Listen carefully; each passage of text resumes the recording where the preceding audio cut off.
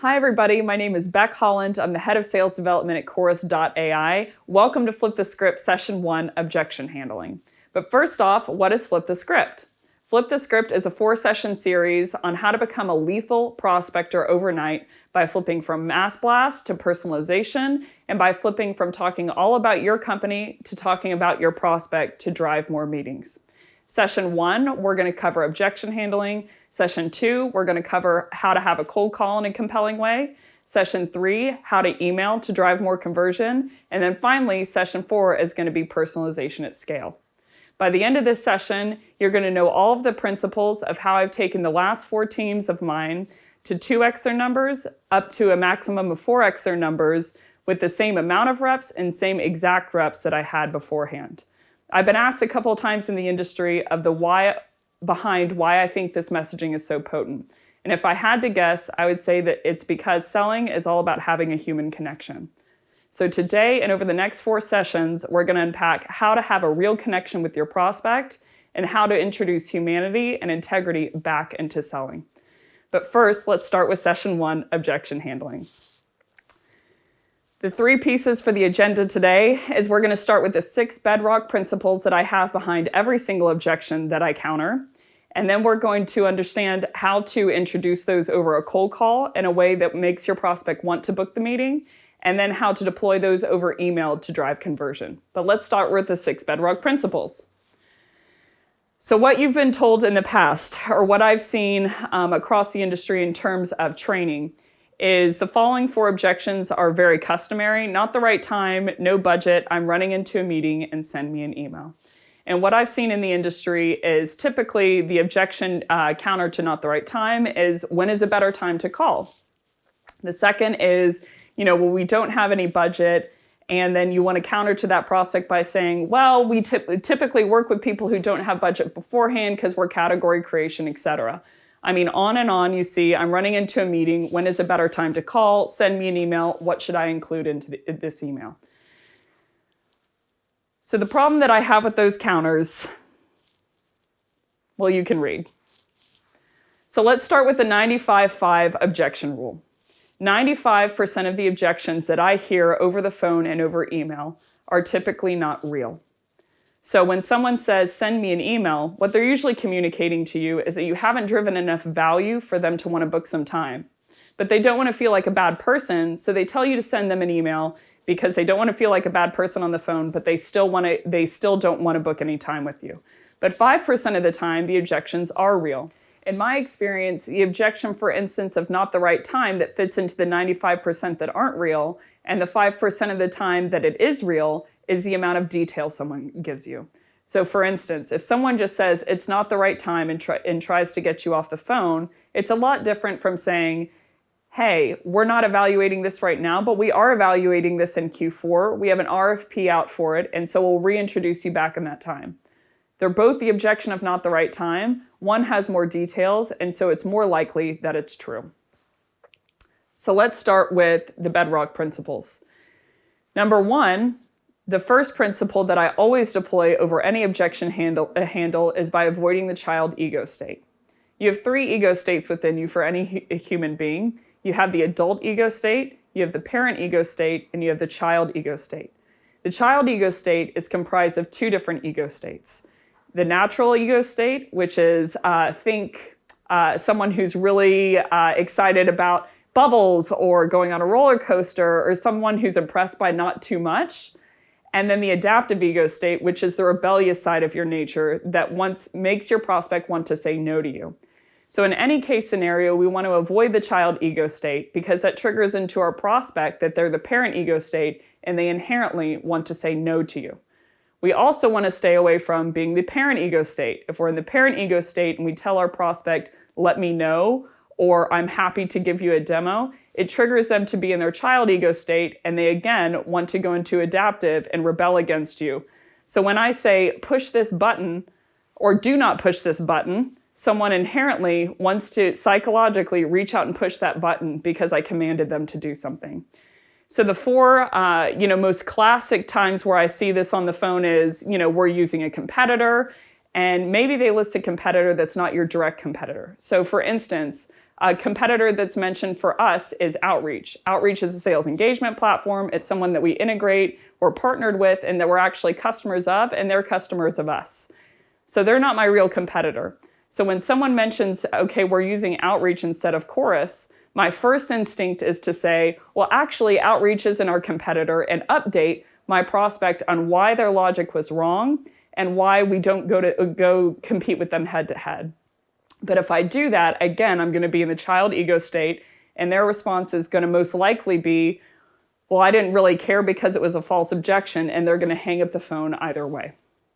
Not the right person. Some people will say, well, you actually are the right person because we sell into VPs of sales. And the last one is no budget. And the typical response that I hear to that is, well, people actually don't typically have a line item for this kind of product in their budgetary items. So we hear that all the time. So let me go ahead and value pitch you what my company does and how we can help people like you. So if you're slipping into the child ego state, you automatically trigger in your prospect to be in the parent ego state. And again, they inherently want to say no to you regardless of the solution that you're offering. So now we know how to avoid the child ego state in our objection handling. Let's go on to bedrock principle number 2. The principle that I try and deploy the most over the phone is called a pattern interrupt. So you have a typical code of conduct whenever it comes to the human language. When I say, hi, Sean, how are you? The typical response is going to be, I'm good, how are you? Or if I say to someone, hi, Sean, thank you so much for the help the other day, his initial response and his instinct is going to be to say, you're welcome. So there are a certain ambit or direction and boundaries around the human language. So whenever you jump on the phone with your prospect, there's the same code of conduct for a buyer and seller. And what Sandler calls this is the buyer-seller dance. So I typically say things to you on the phone, and you typically respond in a certain type of way. So a great example of this is when your prospects are on the phone with you and they say, I'm running into a meeting, they're expecting you to say back, okay, go have a great meeting. When's a better time to call you? Or if they say to you, send me an email, the typical response is going to be, what is in that email? Or, okay, great, I'll send you an email. What's your address? What you need to shatter through at the bedrock and at the base level is you need to shatter through the idea that you are a skeezy sales rep with your prospect and that you're just an actual human so that they don't go into that typical buyer-seller dance. So a couple of ways that I've seen that done in the past is any kind of grammar mistake or making a nominal mistake of calling someone Sean instead of calling them Derek.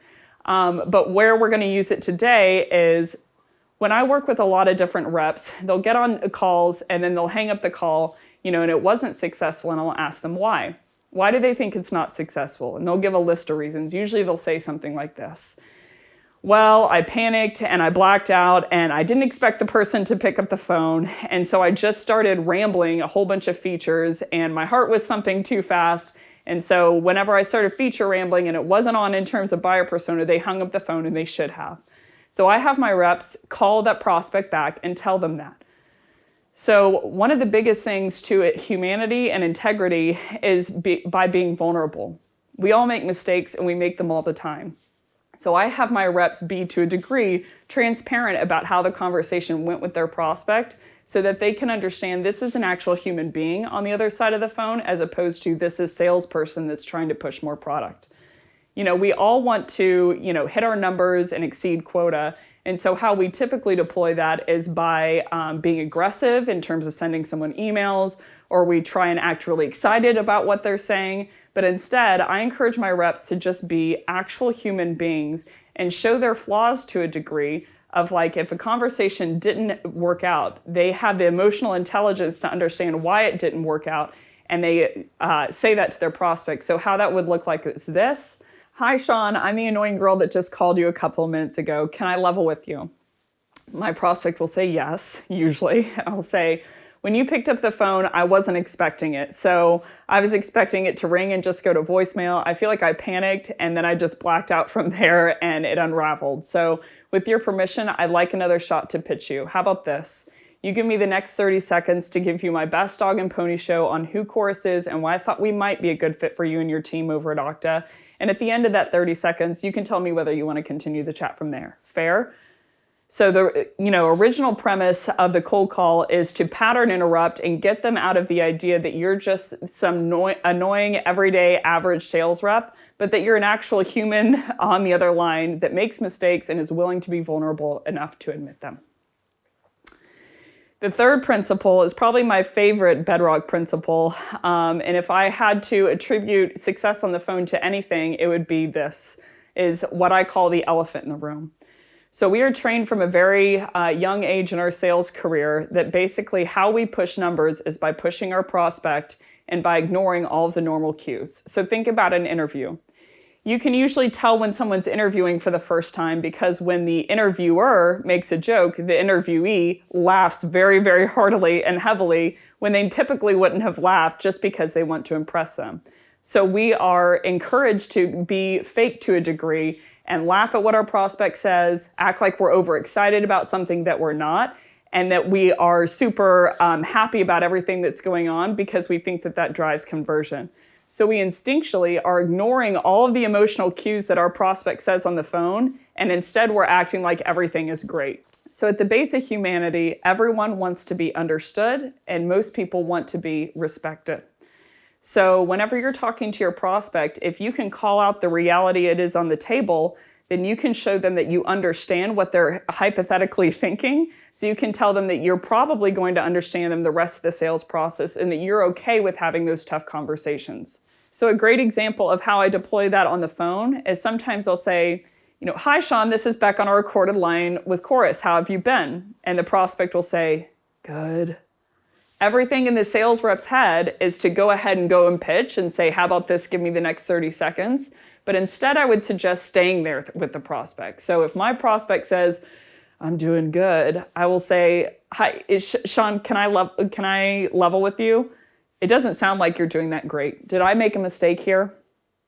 Then my prospect understands that they just said good, and I'm willing to go off script with them because I understood the emotional intelligence sign, that they were saying good in a way that triggered to me that they were not in an okay state. So I would take accountability, for them not being in a good state and ask them if there's a better time to call. But the application for today is near the end of my sequences, I'll typically say, "I'm getting the feeling that it's just not the best time to connect." So how we'll inflex that today is by using that, and we'll hook it into the back end when someone's giving us a shallow objection in the next following slides. The fourth principle is falling on your sword. So the human instinct when someone trips in front of them is to help them up, which is a great thing. We want to help people who are in front of us, and we want to help each other get along in their day-to-day. So how I fall on my sword is I take usually complete accountability if a piece of my outreach wasn't working. So a great instance is near the end of sequences or cadences, I usually see an SDR send what's called a breakup email. It'll usually go something like this. "Hi, Sean, I've reached out to you 7 or 8 times and I haven't heard back from you. I guess that you just don't value conversation intelligence or what your reps are saying on the phone. If that ever changes, let me know," and they sign it. You're putting a huge bar for your prospect to jump over to want to respond to you because the reason they're not responding to you is not because they're a bad person. It's not because they like punishing you. It's because your outreach wasn't written in a compelling enough way or hit on enough buyer persona pain points that made them want to respond.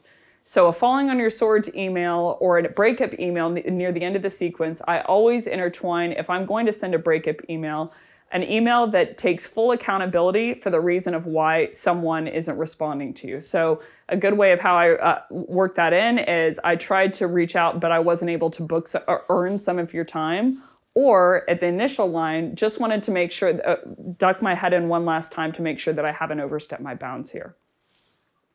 The fifth principle is the mentee chair.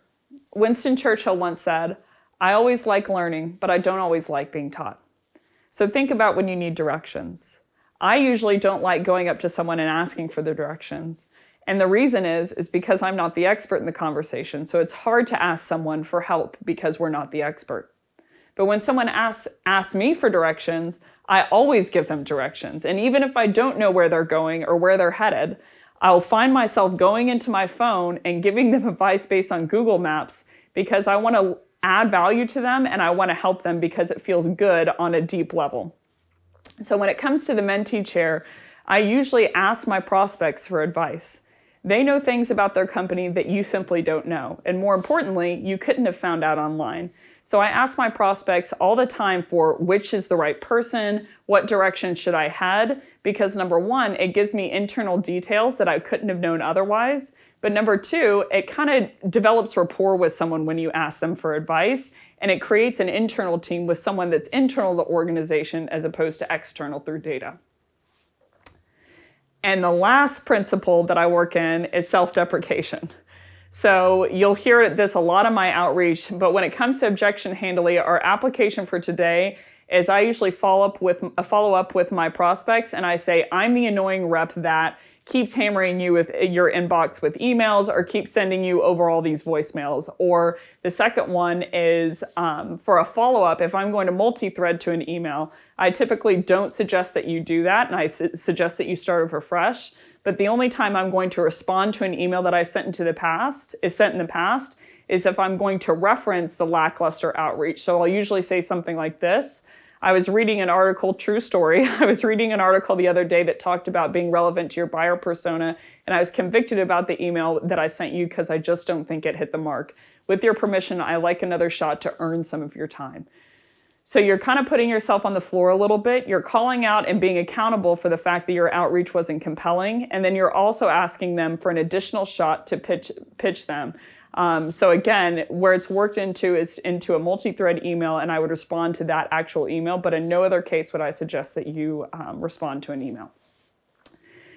So now we know a lot of theory. How do we work that into cold calls in a way that will help us book more meetings? The first principle that we'll unpack is how to counter a shallow objection. When someone walks up to me on the street with a clipboard and they say, hey, can you sign up for, I usually pause them and I tell them that I'm on the phone and I keep walking. It's not a real objection. I actually am not on the phone, but I'm just trying to say something to them because in the normal buyer-seller dance, that means that they'll leave me alone. And my prospects aren't different than me. So the following 4 objections are what I would classify as shallow objections. I'm not interested, I'm running into a meeting, I'm in a meeting and I took this call because I thought you were somebody else, and send me an email. These are usually your prospect communicating to you that they're just not interested. Regardless of whether they understand your product or not, they just don't want to take the time to understand your product and whether it can add value to them in their day-to-day.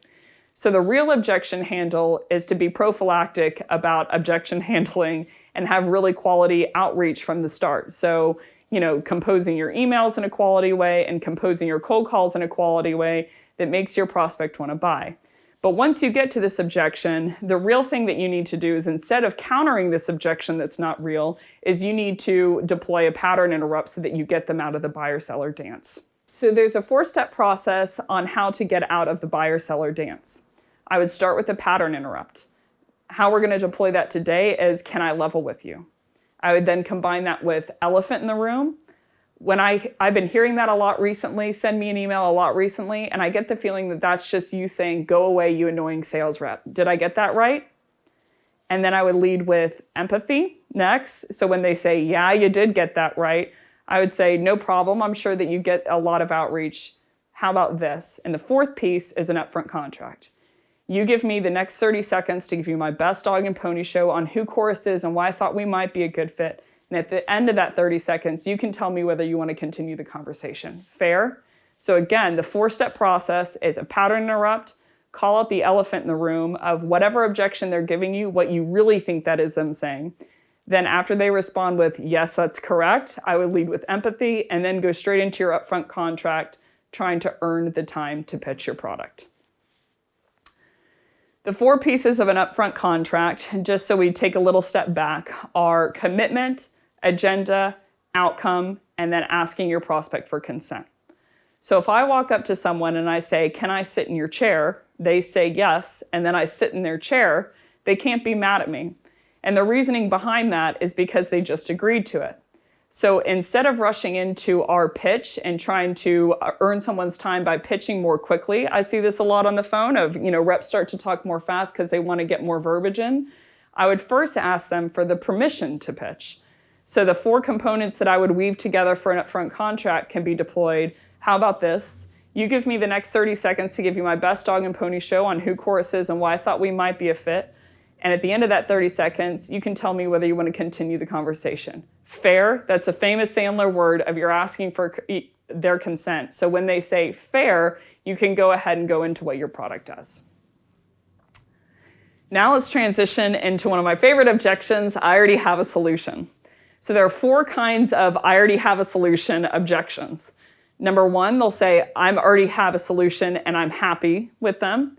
Number 2 is, I already have another solution, and they just pause. The third is, I already have a solution, and the reason behind it is I actually played golf with their VP of sales, and they mentioned some kind of political tie. And the fourth is, I already have the solution, but their integration's a little muddy. They list some kind of pain point. The goal of any sales conversation is not to push your product, but to tease out some kind of pain point with your prospect, so that when you have a meeting with the account executive, you have a couple of pain points that you're looking to solve for. So the Sandler rule of thumb is that if you are walking into any kind of meeting with an actual deck of what your product does, you're already in the wrong. So you need to talk all about your prospect and tease out some kind of pain point. So then the account executive meeting, you're expounding upon those pain points, and then lastly, unpacking what your product does. So let's start with happy with the provider. When someone posts on LinkedIn, or when I post on LinkedIn, the first thing that I'm looking for are likes, comments, and shares. The reason being is I'm looking for some kind of validation. Validation that the content resonated with people, validation that they got value from what I posted, but validation deep down that I was correct. So when someone gives you any kind of objection, you always want to instinctually counter that objection, but instead, I would suggest that you validate that objection. You always start with validating that whatever they said is true to a degree, and then counter from there. So in this instance where they say, I actually already have a solution and I'm super happy with them, I would always say, that's great. I'm glad that you have everything covered with them. Before I leave, if they could do one thing better, what would it be? And again, your aim is to tease out one pain point that you then can expound upon in the pain funnel and book a meeting because of it. Next, let's say they say, I already have a solution, and they give you no other information. I would typically counter with, how's your experience been so far? You want to understand where they are with that provider, whether they like them, whether they don't, and the reasons behind both why, so you can tease out a pain point for conversion. The third one is, I already have a solution and I'm using them because I'm great friends with the VP of sales. Again, your instinct is going to be, that doesn't matter, but you need to start with validation. Hey, that makes sense. Relationships are important regardless of what anyone says. But respectfully, sir or ma'am, isn't enabling your team more important than your relationships? The response to this on the phone that I've seen most often is, you're right. You're right. It's more important, and that's a great counter. And they'll usually book some time. So again, you want to start with validating their objection of, hey, those are super important. The relationships and political ties can be, really useful in terms of your network. But with respect, isn't enabling your team a little bit more important than the relationships that you have? And then the fourth, if they give me a pain point, they say, I already have a solution. The integration's a little muddy, but pretty good overall. I'll counter with, what do you mean by the integration is a little muddy? And I'll take them down the pain funnel so that we can expound upon that pain and then book some time to unpack how we solve for that pain with our product. Next, let's go into, I'm not the right person. This is one of my near and dear objections to my heart. I'm not the right person. They'll give you 3 instances. Number 1, I'm not the right person and I don't know who is. Number 2, I'm not the right person, and they'll pause there. And number 3, I'm not the right person, and they give you an actual name. So let's unpack the nerdily intricate map of if-then statements for all 3 of these cases. If they say I'm not the right person and I don't know who is, and they actually aren't the right person, I usually counter with, no worries, I'll do a little bit of digging and see who this might be relevant to. In all 3 of these cases, though, I say, thank you for the direction, and I'll let you know if I'm able to work out any time with them. Wish me luck. I want to tell them that I'm going to enter back into the situation if I do book some time with them, because then if I can't book some time with them, I can also come back to them. they say I'm not the right person and I don't know who is, but they actually are the right person, and you realize that when you're talking to them, you would do a 4-step process of a pattern interrupt, self-deprecation, an upfront contract, and a value prop. What that would sound like on the phone is, hi, Sean, can I level with you? I've been hearing I'm not the right person a lot recently, and I get the feeling it's just the way that I'm explaining this to you. I think you are the right person. So how about this? You give me the next 30 seconds to give you my best dog and pony show on who Chorus is and why I thought we might be a good fit. And at the end of that 30 seconds, you tell me whether you want to continue the conversation from there. Fair? So what's really important is that you're pattern interrupting, telling them, that they actually are the right person, but taking the accountability as to why they think they're not. If they say I'm not the right person and they say nothing else, I would take any advice from them, say any idea on who the best person would be. And if they say, yeah, Sally, Sally is probably the right person, I would say any advice on how to reach out to them. They'll give you some advice of what matters to Sally, and then you always end with, thank you so much for the direction. I'll let you know if I'm able to book some time with them, and wish me luck.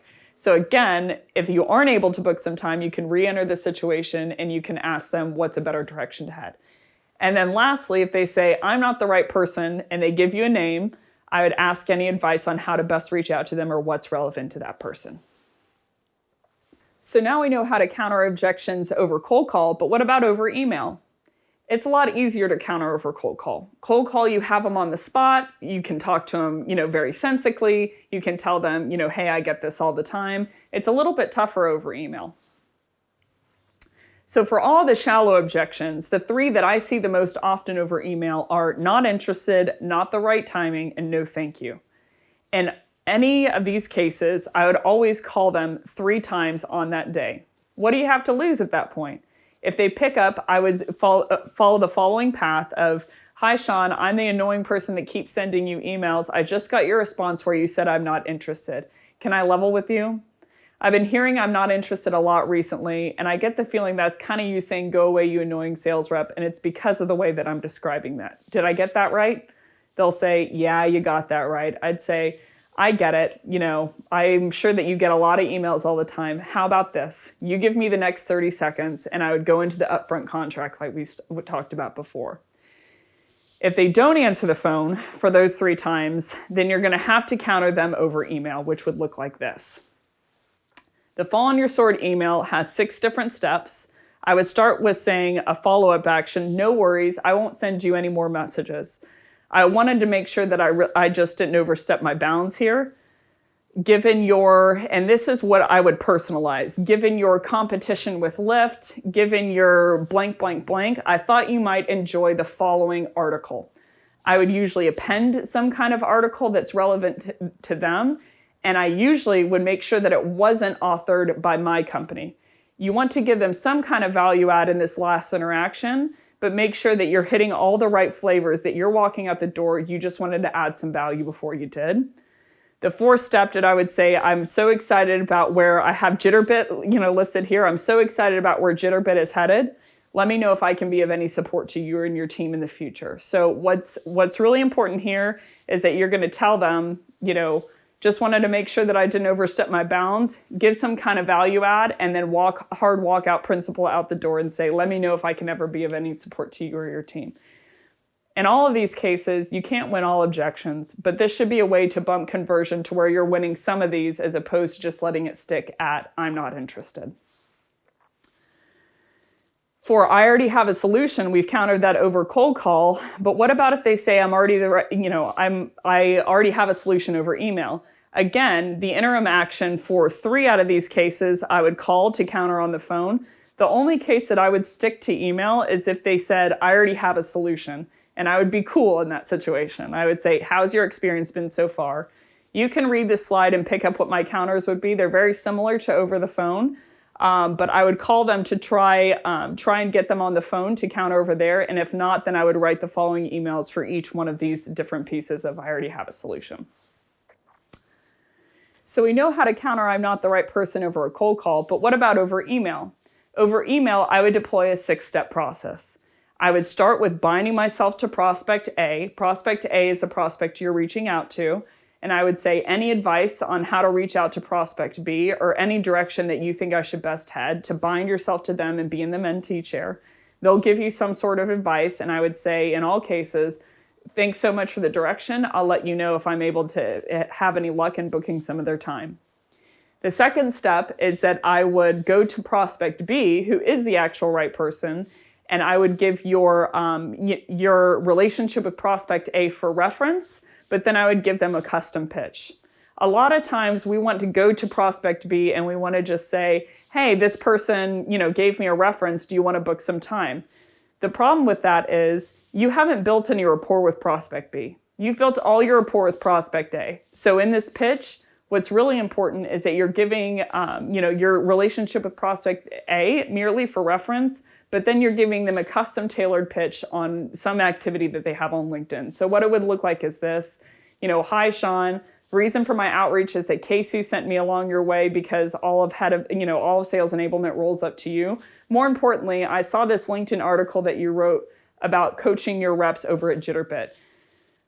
What if you could coach your reps with on and on and on from there? So you basically want to give them reference that Casey sent you along, but you also want to make all of that email conversation about Sean. The third step, if they don't respond to you there, I would come back into them with some kind of accountable self-deprecation and custom pitch, and it would look like this. We covered it a little bit earlier, but hi, Sean, reason for my outreach is I saw an article the other day about being relevant to your prospect, and I was convicted about the email I sent you.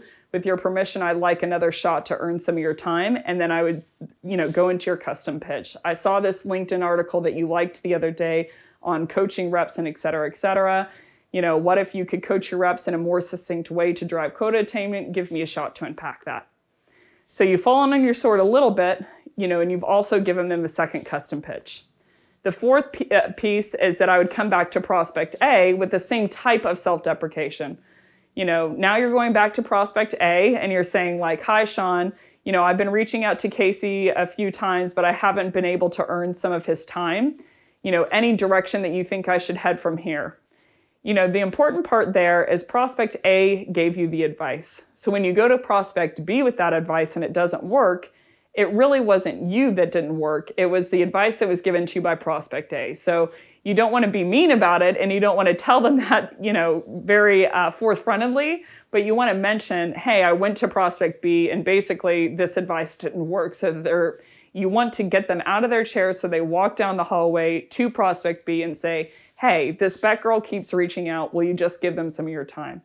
You want to make that internal relationship really strong with prospect A so that you have someone that's fighting for you, and the most lethal thing is that they're internal to the organization. If none of 1 through 4 work, I have pretty high conversion here, I'd say in the upwards of 90%.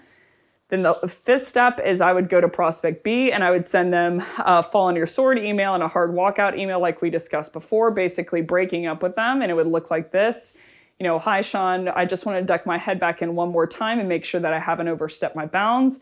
Given your competition with Lyft, thought you might like the following article on selling against the competition. Let me know. I'm so excited about where Uber is headed. Let me know if I can ever be of any support to you and your team. They don't respond to that. You're full on bleeding in front of your prospect at this point. You'll probably get a response. If not, I would go back to my initial prospect to prospect A and send the same type of email to let them know that you just get the feeling that it's not the best time for prospect B to connect. So you're trying to garner a response really in these 6 steps. The only objection that you can't counter as a rep is the most common objection is no response. So what you're trying to get your prospect to do is just respond to you with some kind of actual objection so you can counter from there. And the last objection to counter over email is unsubscribe. Hopefully, we're not getting a lot of these.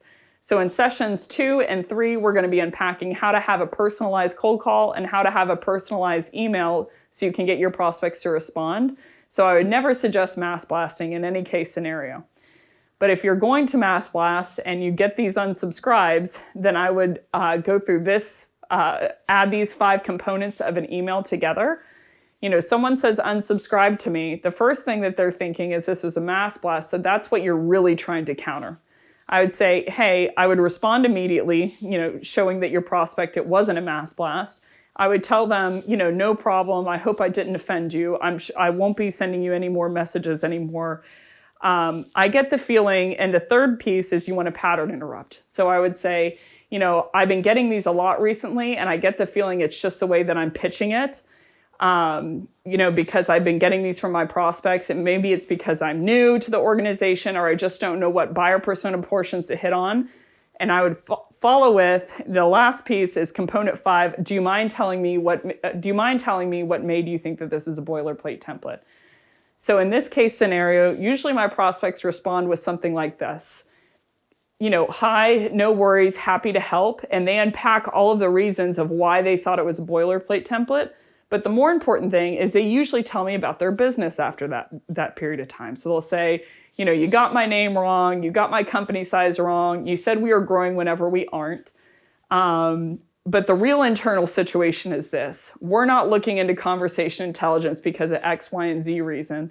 And now you have a more meatier objection that you can counter as opposed to just a one-word unsubscribe. So in summary, I know that objection handling can be tough, but I think that we have a really interesting opportunity here. We have the opportunity to be humans again with our prospects on the phone. And we have the opportunity that instead of telling them that we're the best rep that has everything figured out, that we're someone who's vulnerable enough to tell them all the places that we're trying to grow and trying to get better on the phone day by day.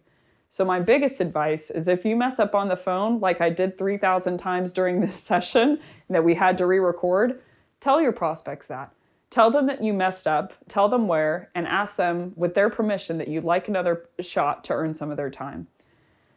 So if you got anything from this session today, I do have one ask. We're trying to help the sales development grow and get better and hit more quota than ever before. So if you got any value from this session, I'd ask that you go to LinkedIn, that you list your 3 biggest takeaways, and that you tag me and Chorus in the post so that we know if you got help from this session and where, and how we can get better for each session to come. So thanks everybody so much for coming, and hope you have a great rest of your day.